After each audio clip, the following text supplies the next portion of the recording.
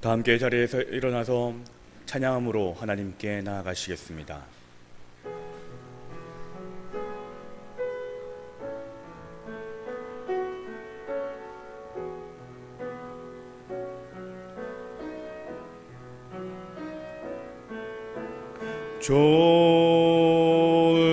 좋으신 하나님, 좋으신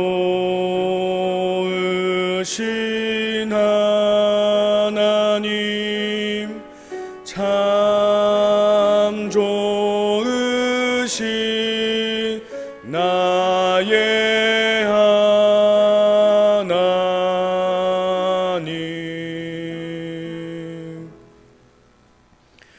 오라 우리가 여호와의 산에 오르며 야곱의 하나님의 전에 이르자. 그가 그의 길을 우리에게 가르치실 것이라.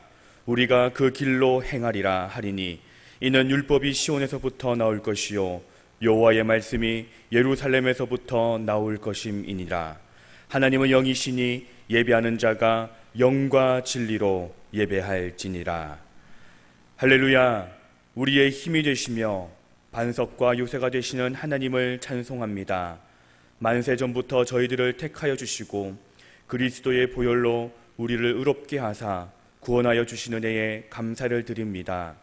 오늘도 예배하는 저희들을 기억하사 자비로운 자에게는 주의 자비를 보이시며 완전한 자에게는 주님의 완전함을 보이시며 심령이 깨끗한 자에게는 주님의 깨끗하심을 보여주옵소서. 은혜를 사모하는 모든 성도들에게 참된 만족과 평안을 주옵소서. 모든 영광을 홀로 한 분이신 하나님께 돌리오며 예수님의 이름으로 기원하옵나이다. 아멘. 다 함께 찬송가 26장을 부르시겠습니다.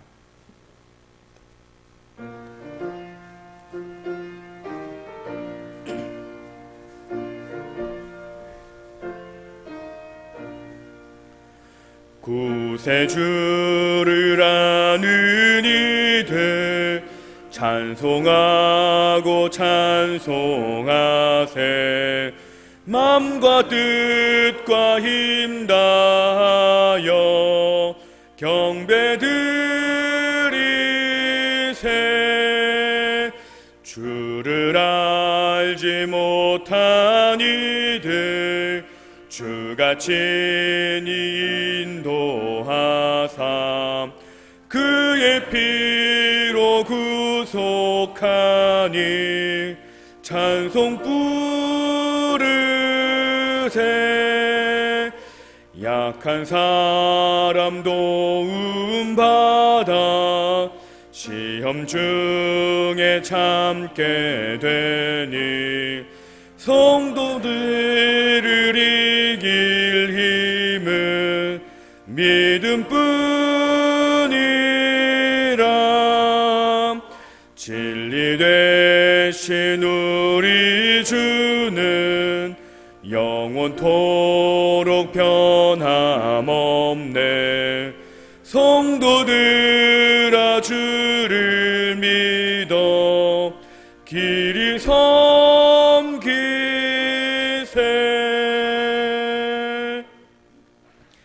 이 시간 지난 한 주간 동안 말씀대로 순종하지 못한 죄를 돌아보며 참회 기도를 드립니다.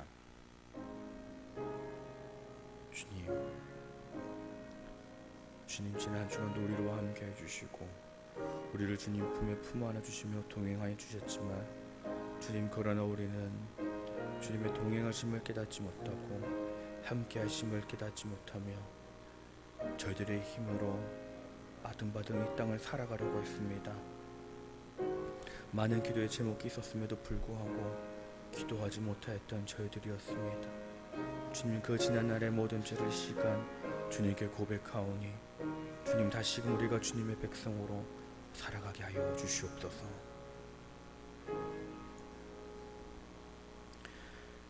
하나님께서는 자신의 죄를 진정으로 고백하는 자들에게 이렇게 말씀하십니다. 그러나 주여 주는 긍휼히 여기시며 은혜를 베푸시며 노하기를 더디하시며 인자와 진실이 풍성하신 하나님이시오니 내게로 돌이키사 내게 은혜를 베푸소서. 아멘. 다 함께 사도신경으로 우리의 신앙을 고백하시겠습니다. 나는 전능하신 아버지 하나님 천지의 창조주를 믿습니다. 나는 그의 유일하신 아들 우리 주 예수 그리스도를 믿습니다. 그는 성령으로 잉태되어 동정녀 마리아에게서 나시고 본디오 빌라도에게 고난을 받아 십자가에 못 박혀 죽으시고 장사된 지 사흘 만에 죽은 자 가운데서 다시 살아나셨으며 하늘에 오르시어 전능하신 아버지 하나님 우편에 앉아 계시다가 거기로부터 살아있는 자와 죽은 자를 심판하러 오십니다. 나는 성령을 믿으며 거룩한 공교회와 성도의 교제와 죄를 용서받는 것과 몸의 부활과 영생을 믿습니다. 아멘. 다 함께 자리에 앉으셔서 성시를 교독하시겠습니다. 성시는 교독문 13번 시편 23편입니다.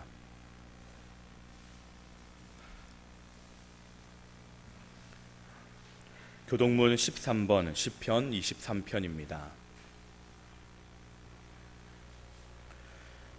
여호와는 나의 목자시니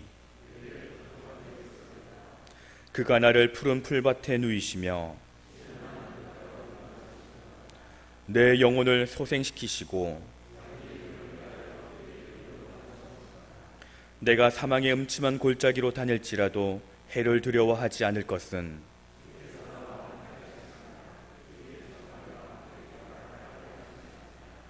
주께서 내 원수의 목전에서 내게 상을 차려주시고 내 평생의 선하심과 인자하심이 반드시 나를 따르리니. 아멘. 다 함께 찬송가 338장을 부르시겠습니다.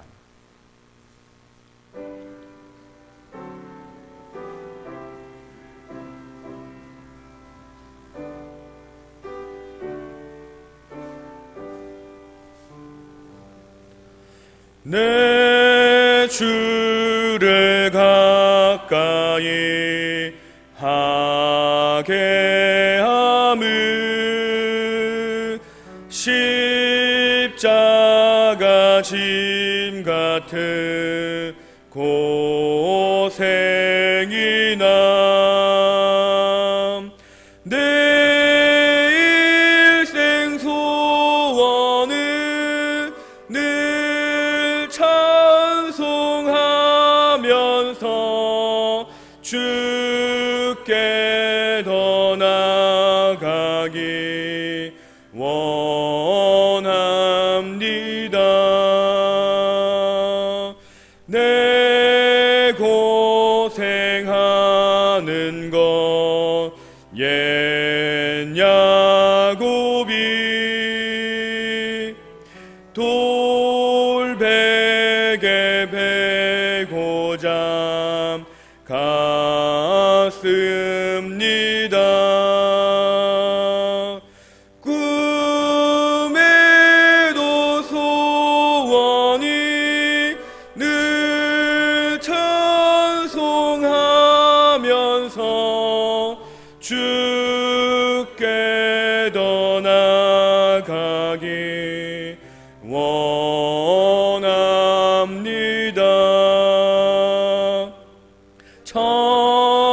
천성에 가는 길 험하여도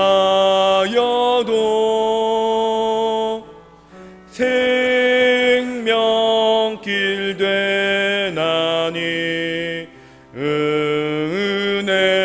은혜로다. 천사 날 부르니 늘 찬송하면서 주께 더 나아가기 원합니다.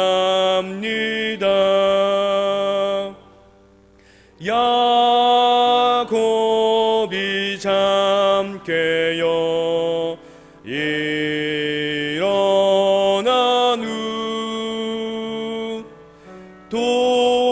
돌단을 쌓은 것 본받아서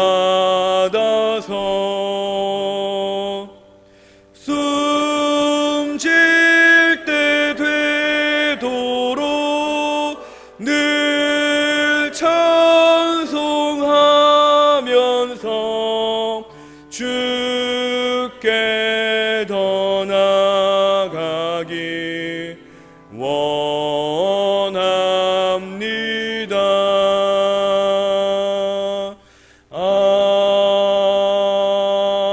아멘. 이 시간 기도하실 때에 김학수 집사님께서 기도 인도하시겠습니다.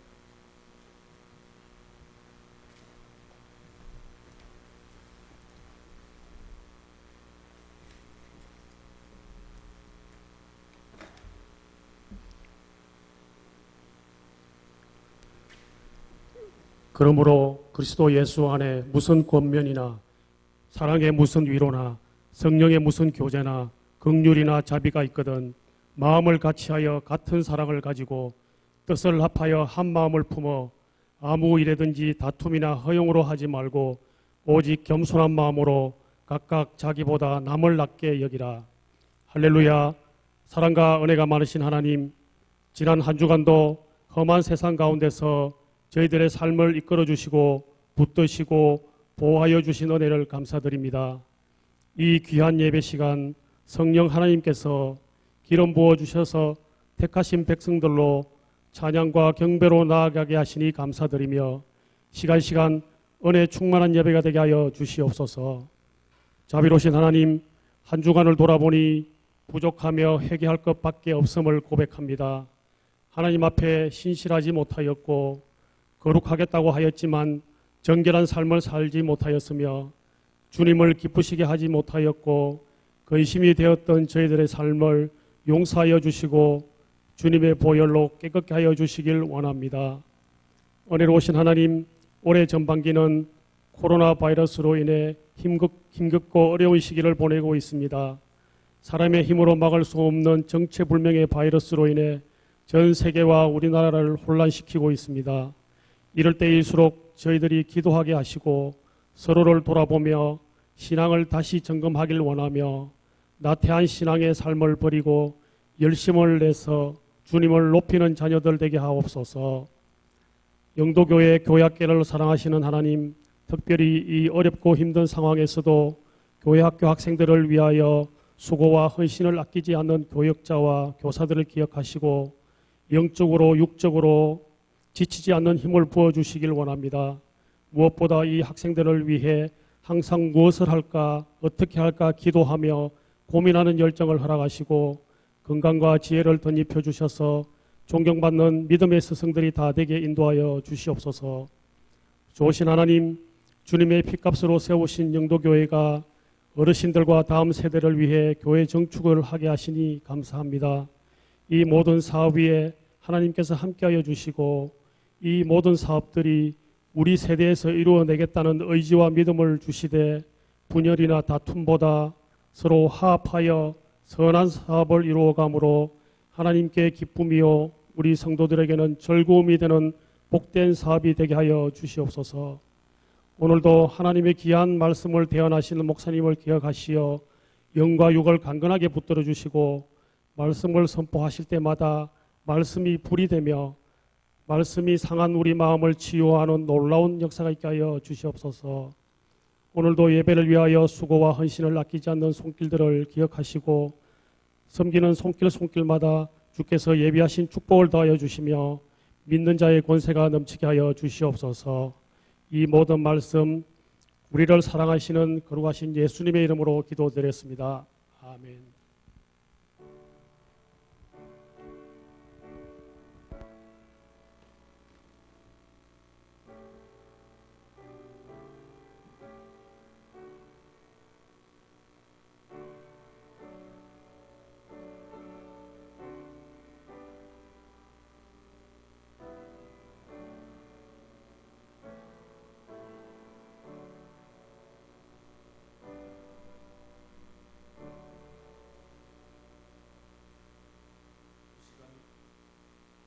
이 시간 우리에게 주시는 하나님의 말씀은 구약성경 창세기 11장 1절에서 9절까지의 말씀입니다. 구약성경 13쪽 창세기 11장 1절에서 9절까지 말씀입니다.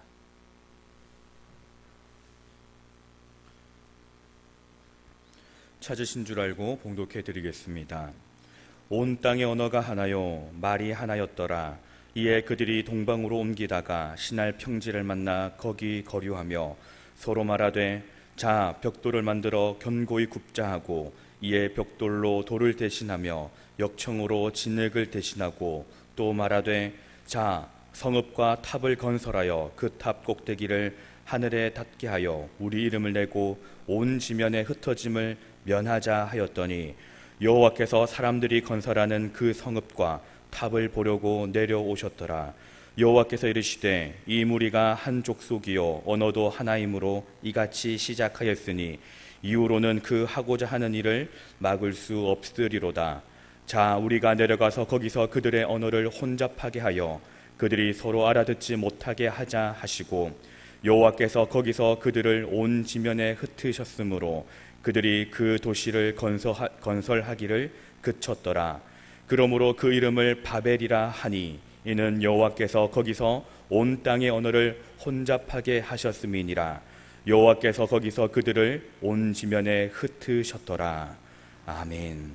이 시간 사람의 도모로 무너지고 하나님의 은혜로 선다 라는 제목으로 담임 목사님 말씀 전하실 때 큰 은혜 받으시기 바랍니다.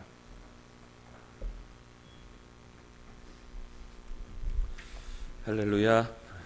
우리 하나님의 은혜와 위로와 인도하심이 늘 함께하는 영도 가족들 되시기를 축복합니다. 그제가 제헌절이었습니다. 우리나라의 처음으로 헌법이 또 만들어져서 세워진 날을 기념하는 것이지요. 우리나라가 민족의 자주권을 가지고 나라를 세우며 헌법을 만들어내고 그 헌법을 지키고 있습니다. 우리나라 국회는 1948년 5월 32일에 처음 열리게 되고 이후로 이 국회가 이어져 오고 있습니다.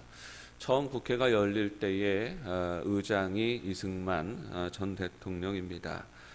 최연장자였던 이승만 씨를 의장으로 추대해서 이어서 의장 및 부의장 선거를 치르게 됩니다. 선거 결과로 이승만이 압도적인 표차로 의장에 선출되었고 부의장으로 신익희와 김동원이 선출되었습니다.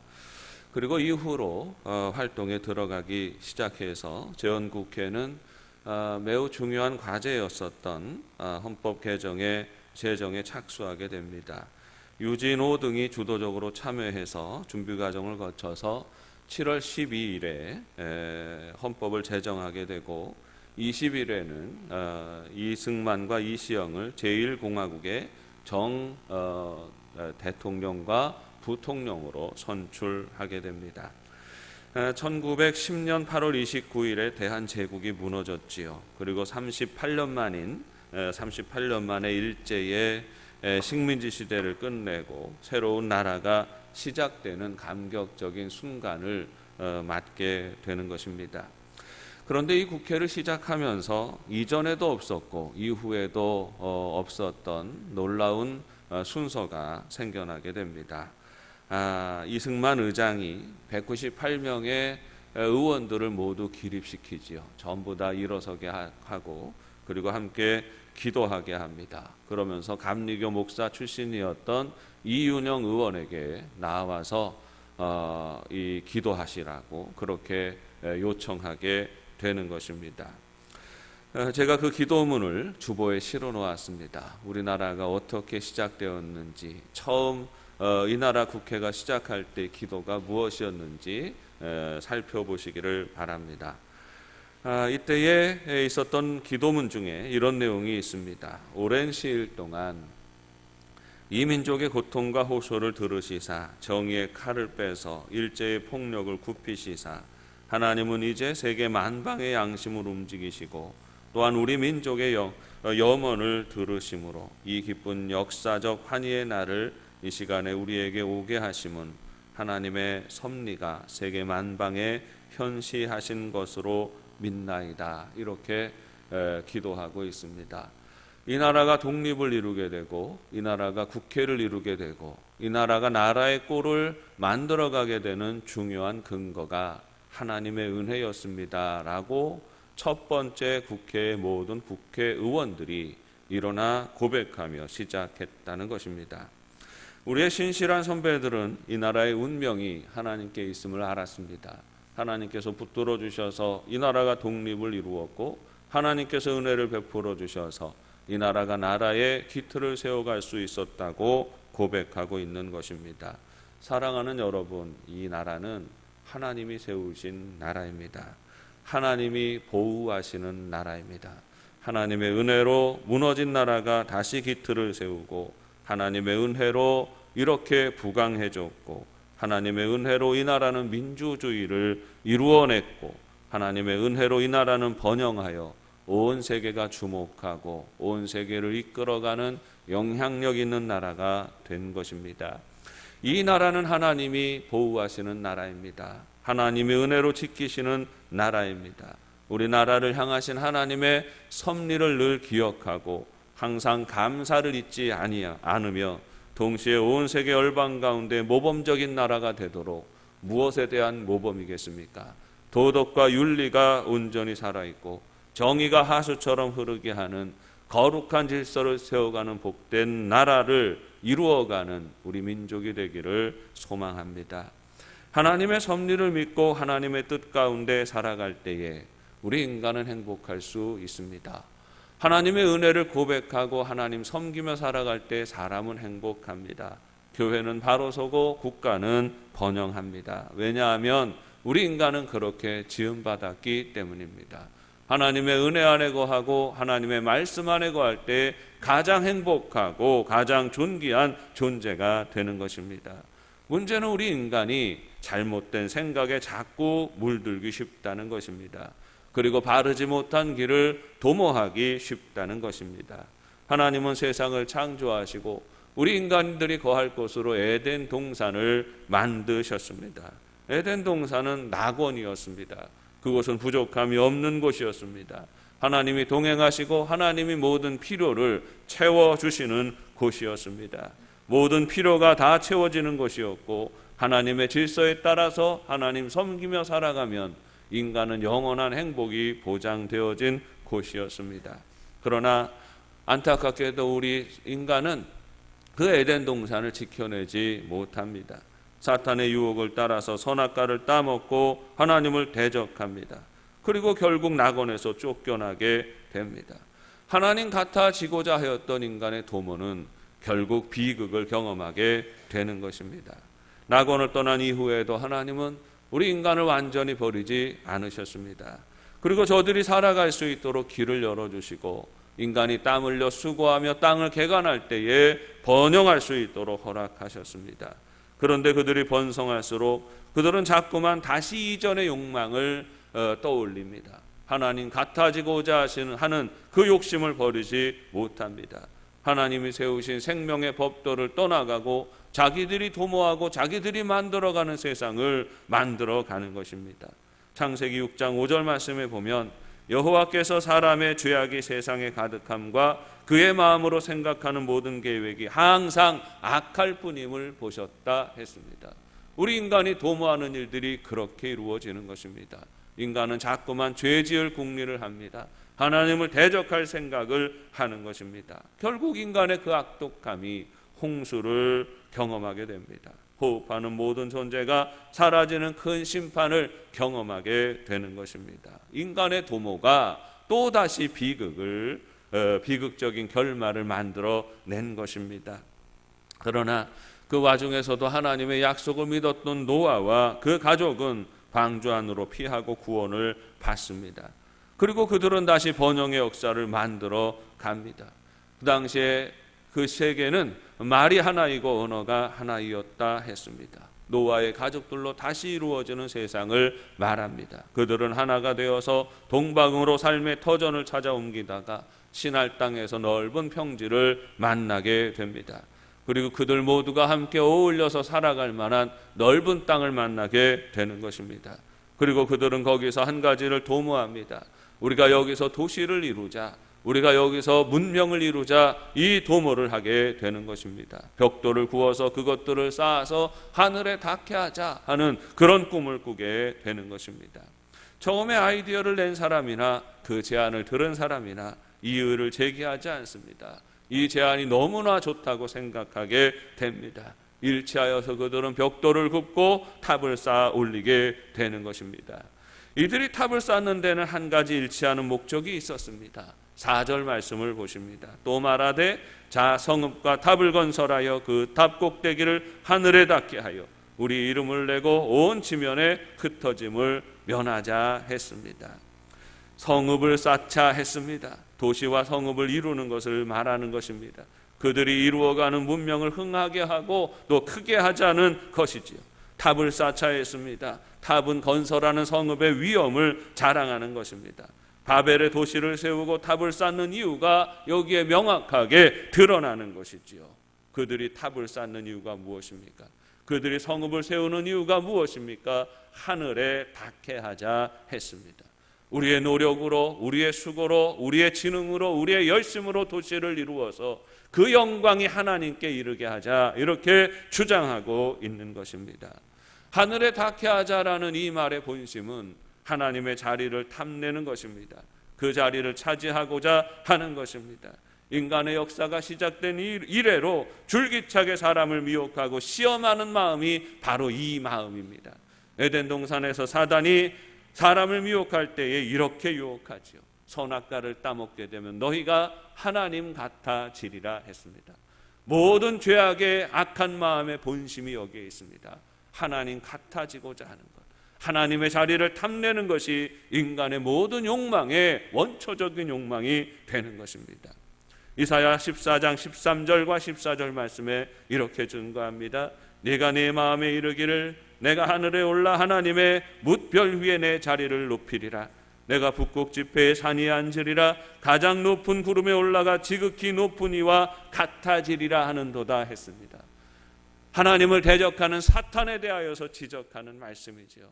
사탄의 마음이 무엇입니까? 하늘 높은 곳에 올라 가장 높은 별 위에 자리를 차지하고 내가 하나님과 같아지리라, 하나님의 자리를 내가 빼앗으리라 말하는 것입니다. 죄는 바로 이 마음이 주장하고 지배하는 상태를 만듭니다.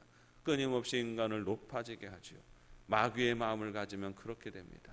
인간은 끊임없이 교만해지고 끊임없이 높아지고자 합니다.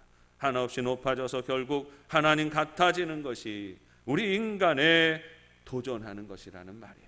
인간이 도모하고 도전하고 무엇인가를 이루려고 하는 그 본심에는 하나님 같아지고자 하는 마음이 있는 것입니다. 코로나19 바이러스가 확산되기 이전에 많은 전 세계의 지도자들과 학자들이 다루는 주제가 있었습니다. 그것은 진화된 인간에 관한 것입니다. 인간이 발전의 발전을 거듭하지요. 진화의 진화를 거듭하게 됩니다. 그러면 과연 어디까지 진화할 수 있게 될까 하는 것이 많은 사람들의 관심사였습니다. 과학 문명이 발달합니다. 물질 문명이 풍요로워집니다. 사람들은 배부른 삶을 살아가게 됩니다. 의료기관이 발달하게 됩니다. 이전처럼 일찍 죽지 않습니다. 사람들이 오래 살아가는, 장수하는 그런 존재가 됩니다. 또 과학기술이 발달하고 과학과 의학이 결합하게 되면서 또 인간이 기존에 가지고 있었던, 운명적으로 가지고 있었던 그런 기능보다 훨씬 더 큰 힘을 발휘하게 되는 것이죠. 훨씬 더 무거운 것을 들을 수가 있게 되고 또 훨씬 더 빨리 달릴 수가 있게 되고 노인이 되어도 거뜬하게 이 계단을 오르내릴 수 있는 이런 과학적인 발명품들이 많이 나오게 되는 것입니다. 약품을 통하여서도 인간은 끊임없이 자기의 능력이 개발되는 것을 경험하게 되고 여러 가지 웨어러블 로봇이라고 하지요. 입는 옷, 그 로봇, 장착하는 로봇의 기능을 통하여서 인간은 더 큰 힘을 가질 수 있게 되는 것입니다. 우리 한국에도 많은 독자를 가지고 있는 이스라엘의 인문학자인 유발 하라리가 최근에 낸 책이 호모데우스라는 책이었습니다. 신으로서 인간이라는 의미를 가지고 있죠. 진화된 인간이 결국 가게 되는 것이 어디냐? 인간은 신의 영역에 이르게 될 거다. 이전에 신이 할 수 있는 것들 인간이 할 수 있게 되고 인간이 마음대로 다스리는 그런 시대가 될 것이다라는 것을 예언하고 있는 것입니다. 인간이 문명을 이루고 도모하는 목적이 여기에 드러나고 있는 거죠. 인간이 하나님이 되고 싶어 합니다. 인간은 끊임없이 하나님의 자리를 탐내는 것이죠. 하나님의 통제를 받으면서 살아갈 때 행복한데 나는 통제받는 존재가 아니다라고 말하는 것입니다. 내가 내 마음대로 주체적으로 결정하고 행동하는 세상을 꿈꾸고 그런 세상을 이루고자 하는 것입니다. 오늘날의 인간은 운명을 거절하는 인간들입니다. 그래서 어떻게 합니까? 생물학적인 남자와 여자의 운명을 거절하지요. 그건 중요한 것이 아니다. 스스로 결정할 수 있다라고 우리 인간들이 말하는 것입니다. 스스로 결정하고 살아야 행복하다는 것이에요. 내가 남자로 태어났으니 남자로 살아가는 것이 행복하다라고 생각하는 게 아니라 내가 남자로 태어났건 내가 여자로 태어났건 내가 좋아 보이는 것을 선택하고 살아가는 것이 행복하다라고 말하기 시작하는 것입니다. 그래서 남자가 여자가 되기도 하고 여자가 남자가 되기도 합니다. 굳이 남자든 여자든 소속하지 않아도 괜찮습니다. 남자로도 살고 싶으면 남자로 살고 여자로 살고 싶으면 여자로 살 수 있는 것이 오늘날의 인간들이 가지고 있는 생각입니다. 그렇게 살아야 행복하다고 그렇게 주장하는 것입니다. 왜 그럴까요? 왜 사람들은 그런 생각을 할까요? 왜 사람들은 행복에 대해서 이렇게 왜곡된 생각을 하게 되는 것일까요? 그 모든 의도에는 하늘에 닿고자 하는 마음이 있는 것입니다. 하나님이 주장하시고 판단하시는 인생이 아니라 내가 주체적으로 판단하고 내가 주체적으로 결정하고 살아야 행복하다고 주장하는 그 마음의 이면에는 내가 하나님 같아지고자 하는 이 사탄의 마음이 있는 것입니다. 그런데 여러분, 그렇게 살아가면 어떻게 될까요? 그런 오만한 마음으로 도전하는 사탄에게 주시는 하나님의 대답이 무엇입니까? 마태복음 11장 23절에 가버나움아 네가 하늘까지 높아지겠느냐 음부까지 낮아지리라 하십니다. 높아지고자 하는 이들, 하나님 같아지고자 하는 이들, 하나님의 자리를 탐내는 이들에게 하나님이 경고하시는 말씀이 무엇입니까? 높아지고자 하는 그 마음 때문에 너는 가장 밑바닥까지 낮아질 것이다. 이렇게 말씀하시는 거죠.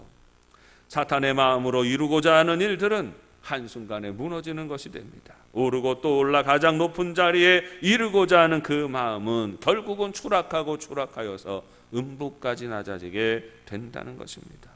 실제로 사탄 마귀는 높아지고자 했던 이지요. 하나님의 천사 중에 루시퍼가 하나님 같아지고 하나님의 자리를 탐내어서 배반하게 됩니다. 결국 이 사탄이 이르게 되는 곳이 어디입니까? 지옥에 떨어지게 되는 것 아닙니까? 마귀가 거하는 곳을 지옥이라 하고 그것을 음부라고 말하는 것입니다. 가장 높아지고자 하는 마음이 거하는 곳은 실제적으로 가장 높은 마음, 높아지고자 하는 의도로 살아가는 사람의 운명은 가장 낮은 곳으로 곤두박질 치는 겁니다. 이것이 온 우주를 운행하시는 하나님의 원리입니다. 바벨탑을 사람들이 세우고자 했습니다. 바벨탑을 세우고자 했던 그 의도는 하나님 같아지는 것입니다. 하나님 같아지고자 하는 인간은 자기 이름을 남기는 데 집착합니다. 어디에서든 자기의 이름을 남기는 데 집착하죠. 유대의 역사학자 필로는 이 시대를 이렇게 말합니다. 그 시대의 사람들은 이름 남기는 것을 좋아했다 그래요. 지도자이든 그렇지 않든 사람들은 자기 이름을 남기는 것을 좋아했다고 했습니다. 이 당시에 신할 평지에 모여서 사람들이 벽돌을 굽기 시작하는데 이때 이 구웠던 벽돌 안에는 벽돌을 굽는 사람들이 끊임없이 자기들의 이름을 새겨 놓았다라고 그렇게 증거하고 있습니다. 거대한 탑을 세워가는데 거기에 벽돌이 몇 개가 들어가겠습니까? 그 들어가는 그 모든 벽돌마다 이름들을 새겨 넣어서 벽돌을 구웠다는 것입니다. 자기 이름을 남기고자 하는 그 욕망, 온 세계 가운데 이름을 날리고자 하는 욕망이 인간의 욕망이고 이 욕망의 이면에는 하나님 같아지고자 하는 마음이 들어있는 것입니다. 그런데 지금 그 탑은 존재도 잘 알 수가 없습니다. 바벨탑의 위치로 추정되어지는 곳이 몇 군데가 있습니다. 남아있기는 합니다만 그러나 그것도 역시 완전히 폐허가 되어 있는 상태입니다. 그렇게 이 바벨의 문명이 무너진 이유가 무엇입니까? 성경은 하나님이 흩으셨다 했습니다. 사람은 끊임없이 하나님의 이름을 지우고 사람의 이름을 남기려고 합니다. 하나님의 자리를 끌어내리고 인간의 자리를 높이려고 합니다. 그런데 인간이 아무리 치밀하게 도모한다 할지라도 그 인간의 모든 수고와 도모는 하나님 없이 하나님의 법도와 질서를 무시하고 이루어가는 인간의 도모는 한순간에 헛된 것이 될 뿐입니다. 죄 가운데 머물러 살아가는 삶의 인생이 그렇습니다. 한순간에 무너지는 바벨탑처럼 우리 인간의 도모하는 것들은 한순간에 추락하고 한순간에 무너지게 됩니다. 세상을 한번 살펴보세요. 세상의 인기와 영예와 명예와 인간의 권력과 그 모든 욕망을 추구하고 그것을 붙들면서 살았던 그 사람들의 마지막이 어떻게 되는지를 살펴보십시오. 모든 인간이 이루어가는 것들, 사람의 욕망이 만들어내는 것들은 한순간에 무너집니다. 여러분, 그러면 우리는 어떻게 살아야 할까요? 세상에 하나님 없는 사람들이 살아가는 그 삶의 방식은 결국 바벨탑처럼 다 무너지고 폐허가 되는 것인데, 우리는 우리 인생을 어떻게 살아가야 할까요? 우리는 무엇으로 우리 인생의 기반을 세워갈 수 있을까요? 우리 인생의 기반은 하나님의 은혜로 서는 겁니다. 사람의 도모로 무너지는 게 인생이고 하나님의 은혜로 세워지는 게 인생입니다. 창세기 11장은 우리 인생에 실패하는 일들을 기록하고 있습니다. 마지막으로 실패하는 사건을 기록하고 있지요. 인간의 도모로 하늘과 하늘에 그 탑을 쌓아서 하늘에 닿게 하고자 했던 마음, 하나님의 자리를 탐내고 그 자리를 차지하고자 하였던 인간의 시도가 얼마나 처참하게 실패하는지를 보여주고 있습니다. 하늘까지 높아지고자 했고 그 이름을 남기려고 했던 시도는 한순간에 무너지고 한 줌의 폐허로 변하게 되는 것입니다. 이후에도 끊임없이 반복되는 인간의 실패의 역사가 그것을 기록하고 있습니다. 한때 화려하게 등장해서 집단을 이루고 문명을 이루고 회사를 이루고 집안을 이루고 국가와 여러 가지를 이루었던 수많은 인간의 도모는 결국 쓸쓸히 사라지고 없어집니다. 겸손한 마음으로 시작했던 모든 역사는 하나님 같아지고자 하는 교만함으로 발전하고, 교만함이 국가를 지배하고 문명을 지배하는 그 순간에 그 국가와 문명은 한순간에 무너지는 것을 경험합니다. 우리 인간의 역사가 보여주는 교훈이 그것입니다. 어떤 문명도 쓸쓸한 폐허로 변하지 않은 것이 없습니다. 어떠한 강대한 나라도 시간이 지나면서 초라해지지 않은 나라가 없습니다. 인간이 도모하는 인생이란 결국 그렇게 되는 것입니다. 그러니 우리는 어떻게 살아야 할까요? 창세기 11장에서 인간의 실패를 기록하고 있는 이 창세기의 저자는요, 갑자기 창세기 12장에서 또 다른 이야기를, 하나님의 소망과 하나님의 회복과 하나님이 세우시는 한 인간의 이야기를 기록하고 있습니다. 하나님의 부르심을 받고 순종하며 평생을 살았던 한 사람이 등장하지요. 아브라함입니다. 그리고 그 아브라함을 우리 믿음의 조상이라고 부르는 것입니다. 이 말이 무엇입니까? 아브라함을 우리 믿음의 조상이라고 하는 이유가 무엇입니까? 아브라함처럼 살아라 하는 것이죠. 이전에 바벨탑을 이루었던 사람들처럼 사는 게 아니라 너희는 아브라함처럼 살아라 하는 겁니다. 바벨탑을 이루고자 했던 사람들처럼 살면 처참하게 무너지게 될 것이지만, 겸손하게 순종하며 말씀을 따라 살았던 아브라함처럼 살아가면 참된 행복의 길이 있다는 것을 교훈하고 있는 것입니다. 창세기 11장과 12장은 아주 극적으로 전환되는 장입니다. 거기에는 교훈이 있는 것이지요. 사람의 도모는 실패한다는 것이고 헛된 것입니다. 왜냐하면 그 마음 중심에 높아지고자 하는 사탄의 마음이 있기 때문입니다. 그 운명은 결국 음부까지 낮아지게 되는 것입니다. 사람은 사람의 자리를 지켜가야 합니다. 하나님의 자리를 탐하고 높아지려는 자세가 아니라 겸손히 내가 머물러 있어야 하는 자리에 머물러 있고 감사하며 살아가는 것입니다.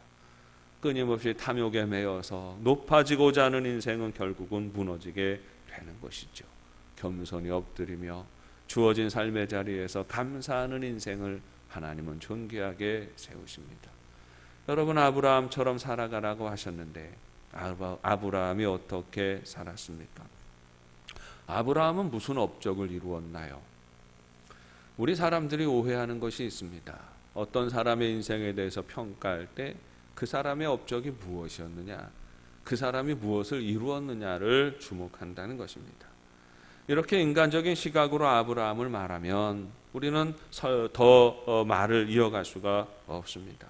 아무것도 그 가치를 찾아낼 수 없기 때문입니다. 아브라함은 하나님의 말씀을 따라 살았지만, 하나님의 약속을 붙들고 살았지만, 살아있는 동안에 땅 한 조각도 가지지 못하였습니다. 그는 가족도 제대로 간수하지 못했습니다. 비겁할 때도 많았고 실수할 때도 많았습니다. 세속적인 기준으로 놓고 보면 아브라함은 뭐 하나 큰 성과를 이룬 것이 없는 사람입니다.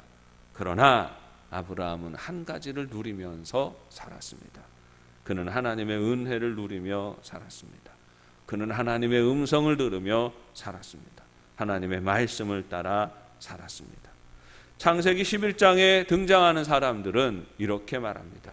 우리가 탑을 건설하고 성읍을 건설하여 우리 이름을 내자, 이렇게 주장합니다. 창세기 11장의 사람들은 그렇게 살았습니다. 그런데 창세기 12장에서 아브라함은 어떻게 살았습니까? 아브라함은 하나님의 말씀을 쫓아갔다. 성경은 그렇게 기록하고 있습니다. 자기의 욕망과 고집을 위해서 살았던 사람들이 창세기 11장의 사람들이에요. 하나님의 말씀이 귀하고 그 말씀을 쫓아 살았던 사람이 창세기 12장의 아브라함의 삶이 되는 것입니다. 은혜로 사는 사람은 어떻게 살아갑니까? 하나님의 말씀이 귀합니다. 말씀을 따라 살아가죠. 말씀을 쫓아 살아갈 때 하나님은 아브라함의 이름을 남기시고 그의 민족을 세우시고 하늘의 소망을 주셨습니다. 인생은 욕심으로 서는 것이 아닙니다. 인생은 하나님의 은혜로 섭니다. 은혜로 살아가는 사람은 말씀을 따라 살아갑니다. 오늘도 우리는 혼란한 시대를 살아가고 있죠. 우리는 무엇으로 살아야겠습니까? 인간의 욕망을 따라 살아가면 끊임없이 불만족하고 불평하고 원망하며 인생을 마칠 수밖에 없을 것입니다. 말씀을 따라 살아가며 우리는 날마다 감사하고 날마다 기뻐하며 살아갈 수 있을 것입니다. 우리 영도 가족들이 하나님이 세우시는 삶이 되시기를 바랍니다. 내가 세운다는 고집을 버리세요. 하나님의 은혜를 구하고 하나님의 말씀을 구하세요. 그리고 이 나라가 그렇게 되어지기를 원합니다. 사람의 악한 도모로 무너지는 것이 아니라 하나님의 은혜로 바로 서고 더욱 든든히 세워져 가는 나라가 되어지기를 바랍니다. 아무쪼록 조금 더 지나면 그런 얘기도 나올지 모르겠어요. 애국가 가사를 고쳐야 되겠다. 애국가를 바꿔야 되겠다. 가끔 보면 우리나라 사람들이 그러고도 남을 것 같아요. 그런데 그리 되지 않기를 원합니다. 우리나라는 기도로 세워진 나라예요. 하나님이 보호하시는 나라입니다. 이 구절이 중요합니다. 하나님의 은혜로 세워진 나라입니다. 이 은혜를 지켜가야 합니다. 이 땅의 그리스도인들에게 이 사명이 있습니다. 저와 여러분의 삶이 아브라함처럼 하나님의 말씀을 쫓아가는 삶이 되시기를 바랍니다. 우리가 사랑하고 우리가 섬기는 이 나라가 하나님의 은혜로 날마다 더욱 든든히 세워져가는 복된 나라가 되어지기를 주님의 이름으로 축원합니다. 기도하겠습니다. 은혜가 풍성하신 아버지 하나님, 고맙고 감사합니다. 한량없는 주님의 은혜로 지금까지 우리가 살아왔습니다. 한량없는 주님의 은혜로 이 나라 대한민국이 온전히 서게 하시고 이렇게 위대한 역사를 써 나가게 하시니 감사합니다. 하나님, 저희들에게 지혜를 주시어서 주님 앞에 교만해지지 않게 하여 주시고 항상 겸손한 마음을 잘 지켜서 하나님의 은혜와 하나님의 선하신 계획과 섭리를 바라보며 주의 말씀에 순종하며 거룩한 질서를 세워가는 삶이 되게 하시고 거룩한 소망을 품고 이루어져 나아가는 복된 나라가 되게 하여 주옵소서. 예수님의 이름으로 기도합니다.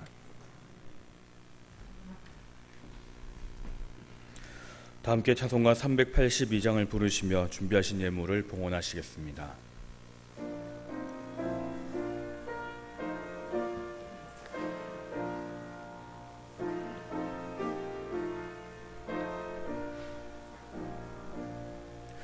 너 근심 걱정 말아라. 주 너를 지키리. 주 날개 밑에 거하라. 주 너를 지키리. 주 너를 지키리. 아무 때나 어디서나 주 너를 지키리. 늘 지켜주시리.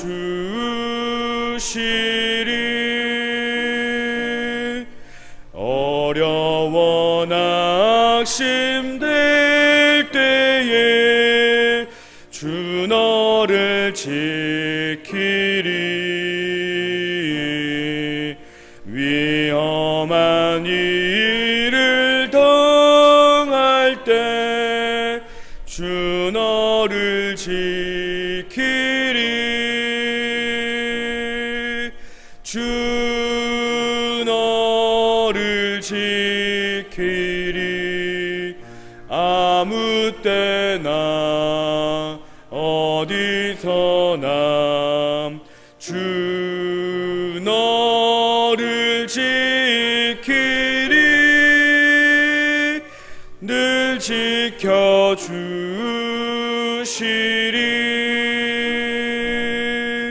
너 쓸 것 미리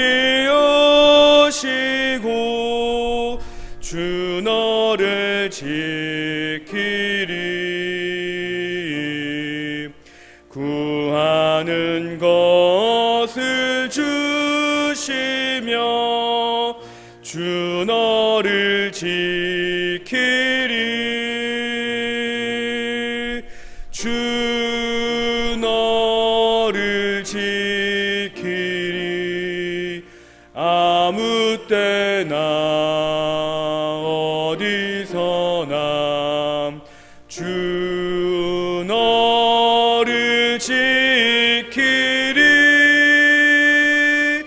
늘 지켜주시리.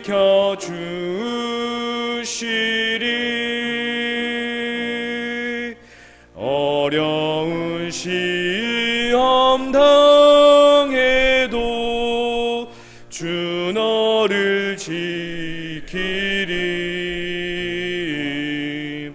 구주의 품에 주 너를 지키리.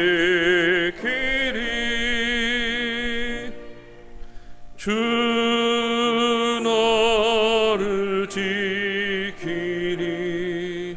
아무 때나 어디서나 주 너를 지키리. 늘 지켜주시리.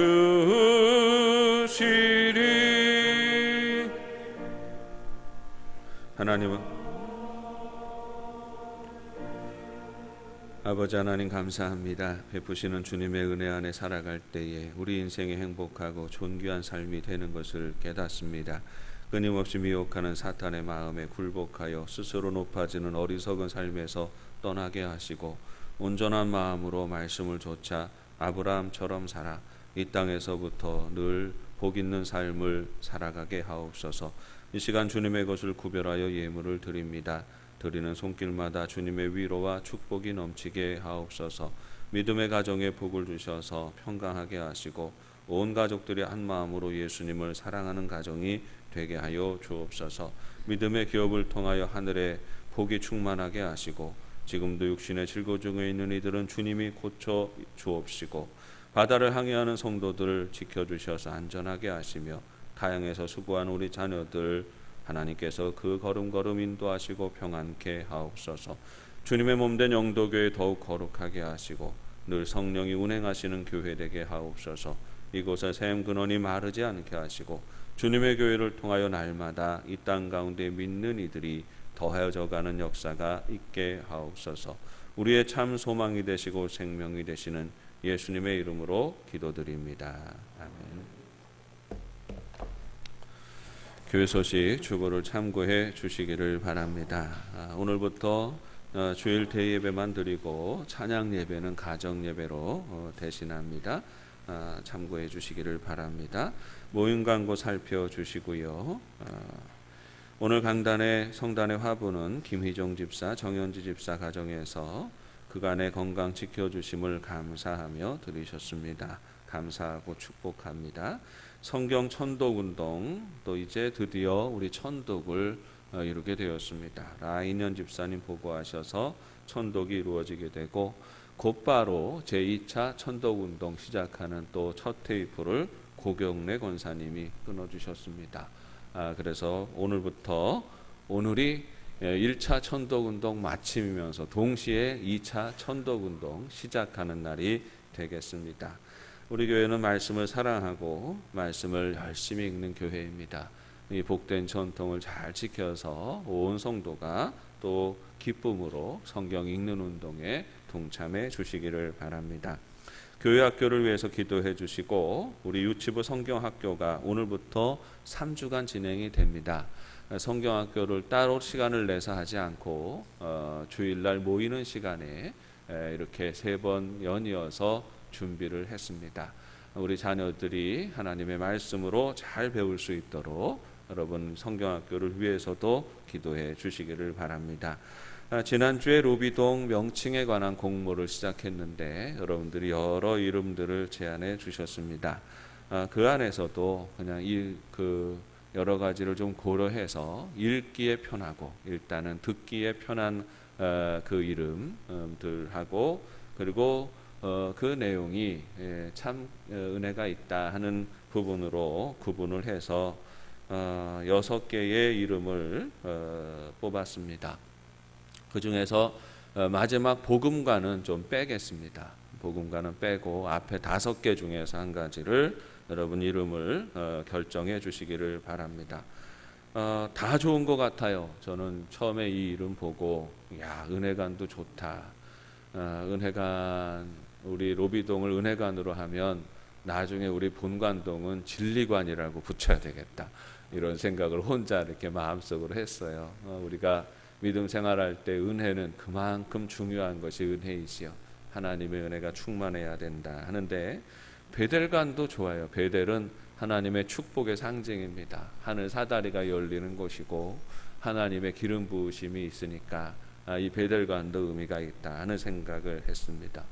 예품관 이름을 처음에는 이상했는데 예품관 이름을 딱 받고 나서 이름의 뜻을 생각하는데 또 이 이름도 너무 좋아요.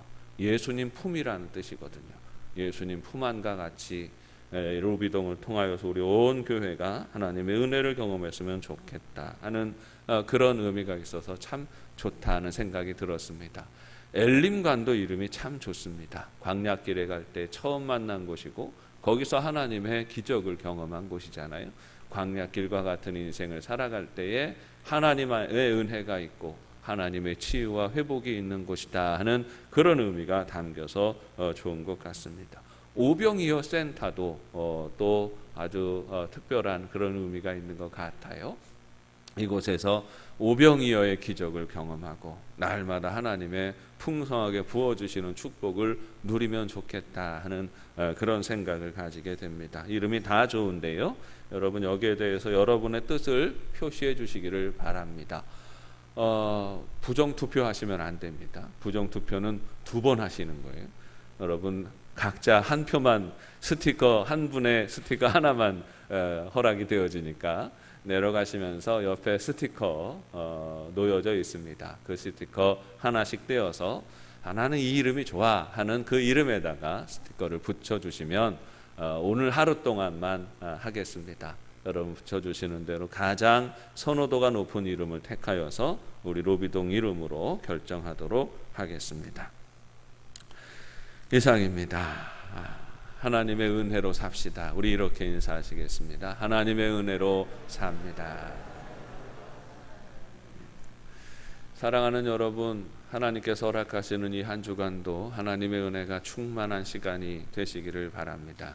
우리는 우리 인간의 도모로 살아가는 것 아니라 하나님의 은혜로 살아갑니다. 아브라함처럼 매일매일 매 순간순간마다 하나님의 임재를 경험하며 주님의 응답을 경험하며 우리 주님이 세우시는 복 있는 삶이 되시기를 축복합니다. 다 함께 자리에서 일어나셔서 파송의 노래를 함께 부르십니다.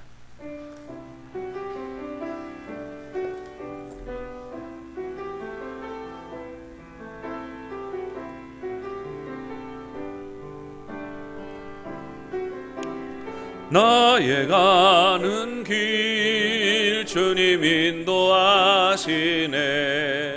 그는 보이지 않아도 날 위해 일하시네. 주 나의 인도자 항상 함께 하시네. 사랑과 힘 베푸시며 인도하시네.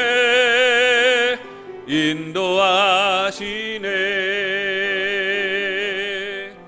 광야의 길을 만드시고 날 인도해. 사막의 강 만드신 것 보라. 하늘과 땅 변해도 주의 말씀 영원히 내 삶 속에 새 일을 행하리. 나의 가는 길 주님 인도하시네. 그는 보이지 않아도 날 위해 일하시네. 주 나의 인도자 항상 함께 하시네. 사랑과 힘 베푸시며 인도하시네. 인도하시네. 지금은 우리 주 예수 그리스도의 은혜와 하나님 아버지의 크신 사랑하심과 성령의 교통하시며 인도하심이 겸손히 주님 앞에 엎드리며 감사와 찬송으로 하나님의 은혜를 구하고 그 은혜를 지켜 나아가기 원하는 사랑하는 영도의 온 교우들 위해 이제부터 영원까지 함께 하시기를 간절히 축원하옵나이다. 아멘.